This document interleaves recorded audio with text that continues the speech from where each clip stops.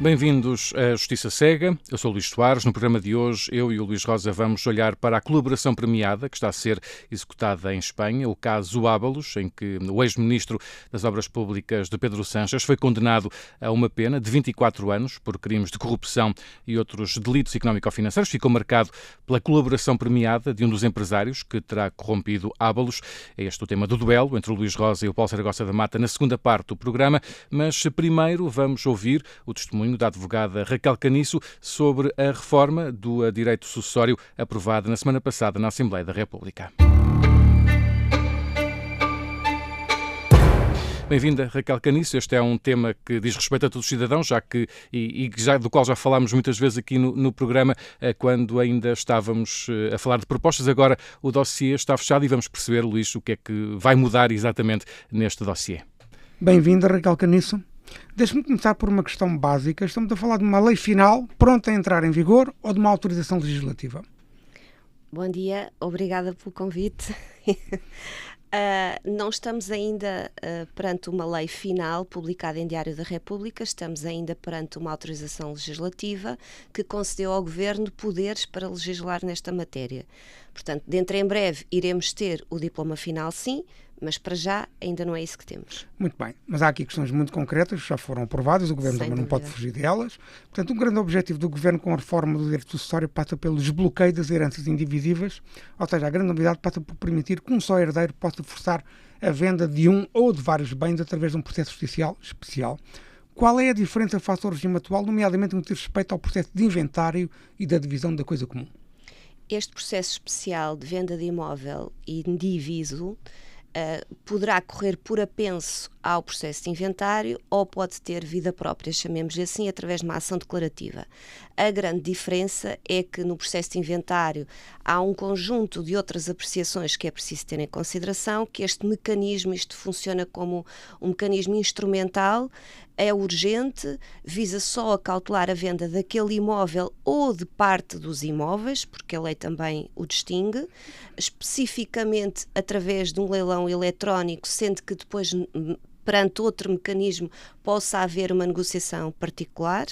Mais à frente poderemos falar sobre isso, mas é exclusivamente a venda, ou seja, visa a celeridade do processo. No processo de inventário, essa venda só ia acontecer por vontade ou por decisão judicial, sendo que previamente poderia haver uma conferência de interessados e poderia haver um processo de licitações entre os interessados na partilha.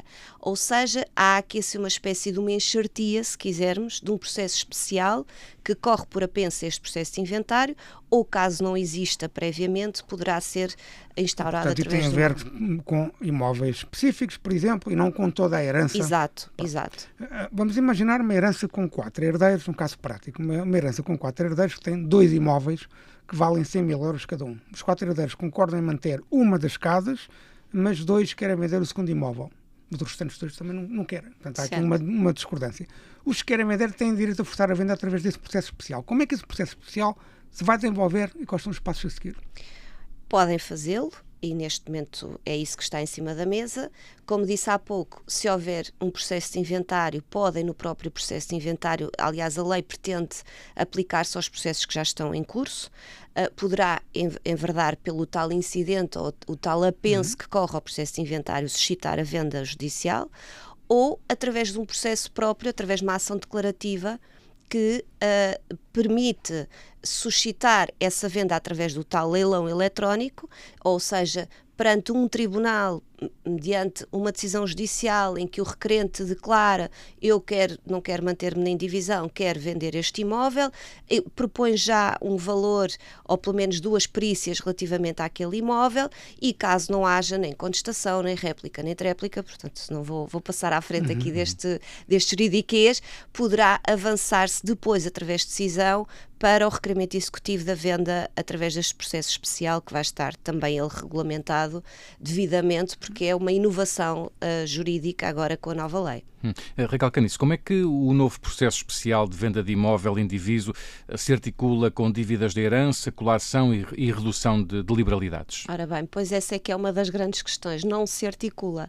Enquanto que o processo de inventário vamos falar antes da reforma, teria sempre esta antecâmara, perdão, através de uma aferição por parte do magistrado, que iria decidir, mediante as reclamações, as doações feitas em vida, se ofendiam ou não ofendiam a legítima dos herdeiros.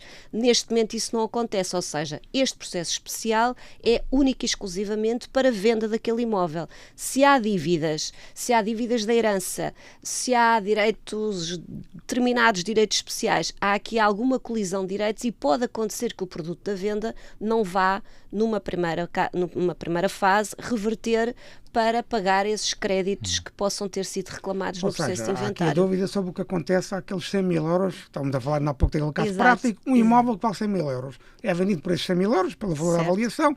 O que acontece a esses 100 mil euros ainda não é totalmente claro, é isso? Ainda não é totalmente claro, porque teremos que perceber, mediante aquilo que vai ser devidamente regulamentado, em que termos é que há essa, mas à partida não há essa avaliação do destino do produto da venda. É quase como se fosse um processo à parte de tudo o resto. É, exatamente. E atenção, porque há uma preferência sobre a questão da plataforma, ou seja, a venda dos imóveis através do leilão eletrónico. E pode acontecer que à medida que haja ou seja, não haja ofertas pelo valor que é proposto e, portanto, há uma redução sucessiva do valor da venda, que o produto final até fira a cota indisponível desses herdeiros. E, portanto, eu creio que há aqui questões que mais à frente vão ter que ser limadas sobre a tutela efetiva. Exatamente. Raquel, e o que é que acontece se o imóvel for vendido, se o imóvel vendido for a casa de morada de família ou estiver sob direitos reais de habitação? Ora bem, essa é outra das questões que até aqui se vinha a falar, quer do ponto de vista do cônjuge sobrevivo, quer relativamente ao unido de facto. Essa circunstância vem aflorada, sim senhora.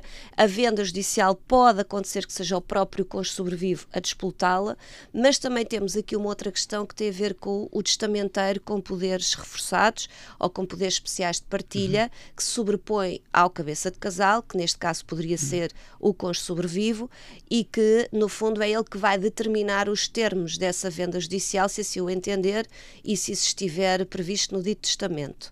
Relativamente aos direitos reais, eles são assegurados, é uma das causas de exceção na venda através deste mecanismo extraordinário, portanto deste mecanismo especial, mas tem que ser consignado esse direito real de habitação da casa de morada de família.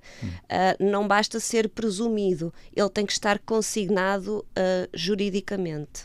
Existia também a dúvida de que o cônjuge do autor da herança, ou seja, a viúva ou o viúvo, poderia forçar a venda do imóvel. Isso manteve-se nesta versão agora aprovada? Sim, pode acontecer, sim. Ele é um dos interessados, tal e qual como outro herdeiro, e pode-se que entender, pode forçar a venda, sim.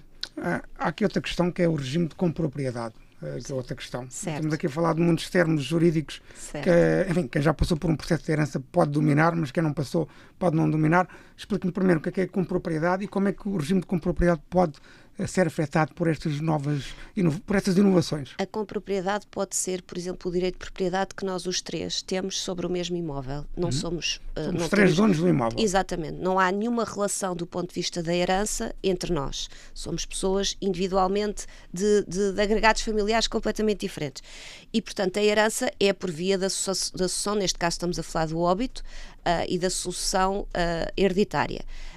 No caso da copropriedade, pode acontecer que haja herdeiros que são proprietários por via da herança de um determinado bem, que está em copropriedade com uma terceira entidade, um banco, por exemplo, ou uma sociedade, uma empresa, ou um terceiro individual, é indiferente, e pode acontecer que outros herdeiros estejam no regime da copropriedade porque foi adquirido por si próprio antes desse imóvel ir à herança. Portanto, ele pode assumir duas posições, a do coproprietário e a de herdeiro.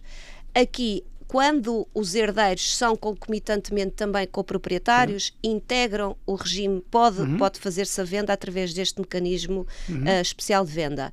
Se for um terceiro que nada tem a ver com este conjunto de pessoas que são herdeiras, essa também é uma causa de exclusão na venda através deste mecanismo. Ainda há pouco estava a falar precisamente das novas figuras que vão ser criadas aqui, como por exemplo o testamenteiro, não é? Certo. e já disse que acaba por se sobrepor ao cabeça de casal. Sem dúvida. Mas pode haver dificuldades também na relação entre estas duas figuras. Muitas dificuldades. O cabeça de casal é aquele que gera a herança. Não é dono da herança, não pode fazer o que quiser com a herança, nada disso. Gera. Certo. Certo. Na teoria, parece-me que é isso que será. Certo, se não for, corrija-me. O testamenteiro tem poder reforçado. Explique-me como é que é. Sim, como é que Aliás, poderá ser esta relação? Esta questão até foi muito aflorada no Conselho Superior de Magistratura quando foi feita a discussão pública do diploma e que mereceu o parecer do Conselho. O testamenteiro, primeiro que tudo, só existe testamenteiro se houver um testamento. Isto pode parecer uma coisa muito óbvia, mas é preciso que alguém, antes de falecer, determine em vida qual é que é a sua manifestação de vontade pós-falecimento e diz: eu quero que determinada pessoa seja o meu testamenteiro. E esta figura já existia. Esta figura já estava prevista, só que o testamenteiro só tinha uma função de execução do testamento. Neste momento, o testamenteiro com poderes reforçados, se quisermos chamar-lhe assim, que é o testamenteiro para a partilha, vai ser como uma espécie de um administrador fiduciário. É ele que vai reclamar direitos, créditos, é ele que vai liquidar a partilha, é ele que vai determinar como é que vai ser feito o mapa da partilha e a composição do quinhão de cada herdeiro, e pode naturalmente sobrepor-se à vontade do cônjuge sobrevive. Depois temos aqui uma questão que é: se o cônjuge sobrevive for congemieiro, eu peço desculpa pela expressão, mas o congemieiro é aquele que já tinha o bem adquirido na constância do casamento, ou seja, um casal que está no regime da comunhão de adquiridos e que adquiriu uma casa, ou seja, metade dessa casa já pertence a um dos cônjuges e o que vai à partilha é a outra metade. Ou seja, aí o cônjuge sobrevive, perde a capacidade ou a possibilidade de ser o cabeça de casal e não vai à partilha a totalidade do bem, só vai, caso ele queira, obviamente, opor-se a este testamenteiro e à vontade dele. E diga-me outra coisa, houve alguma alteração, isto é uma questão também muito importante, houve alguma alteração, por exemplo, nos termos da lei sobre o que é que a pessoa que morre, ou seja, o autor da herança. O autor da herança, é assim que se diz tecnicamente, o autor da herança, o quinhão que ele pode dispor da herança. Ou seja, para dar a quem quiser, e pode não ser os filhos, pode não ser os seus descendentes, pode ser a quem ele quiser. Houve alguma alteração nessa área? Há, do ponto de vista da composição do quinhão. Aquilo que... O quinhão é a herança. Exato. Ou seja, aquilo que vulgarmente as pessoas têm conhecimento, que há uma parte que é disponível e outra parte que é indisponível, que tem a ver com esta questão da legítima, ele não pode decidir, de repente, esta pessoa não é meu herdeiro legal, se quiseres, o meu filho vai ficar fora da herança e em detrimento de um terceiro. Isso não é afetado. Isso não é possível. Isso não é possível. Agora, o que é possível é, pela via deste testamento, este autor da herança determinar imediatamente quais são os bens que ele quer e pode, inclusive, que componham a herança daquele seu herdeiro, pode impor direitos reais de habitação, dizer: eu concedo aquela casa ao meu irmão ou ao meu filho pelo prazo de 20 anos, o direito a habitar. Há um conjunto de prerrogativas que o autor pode vir determinar antes de falecer. Isso é verdade. Muito bem. Deixa-me falar de uma última questão, que houve várias críticas durante a discussão pública deste diploma sobre a constitucionalidade da nova lei, nomeadamente o direito de propriedade de quem não quer vender. Isso parece-me que é a crítica central. Pode haver outras questões, mas concorda que existe este período de inconstitucionalidade nesta matéria específica? Concordo nesta matéria específica e numa outra, que é a tutela efetiva dos direitos das pessoas, porque naquele processo que estávamos a falar há pouco, quer da venda através do leilão eletrónico, quer através do próprio testamenteiro, não há grande escrutínio por parte de um magistrado ou de um juiz, só em condições muito específicas, sobre a forma como tudo isto se vai reger. Isto de uma forma muito simplificada. E, portanto, há circunstâncias no caso do testamenteiro em que, tirando o facto de poder haver uma impugnação do testamento, poderá começar por aí, mas há depois, se houver abusos por parte do testamenteiro poderá haver aqui ações de responsabilidade a serem tentados, exato, sobre o testamenteiro. Ou seja, pedir indemnizações por danos causados. Exato, ou por não ter acautelado determinados interesses. Porque este testamenteiro pode impor determinada forma de partilha contra a vontade dos próprios herdeiros, e portanto aqui não há grande recurso. Depois há aqui uma outra circunstância que é residual, que tem a ver com a posição do Ministério Público no caso dos incapazes e dos menores, que poderá eventualmente vir aqui tomar alguma posição no caso de haver herdeiros nestas condições, mas no final das contas o juiz vai ter sempre que optar pela venda através do mecanismo. Uma última pergunta de resposta de 5 segundos. O objetivo é acelerar os processos de herança, desbloqueá-los. É verdade. Acha que isto vai mesmo desbloquear ou não? Ou vai criar mais confusão? Eu acredito que sim. Eu quero acreditar que a medida é de facto positiva e que vai ajudar algumas famílias, sem dúvida.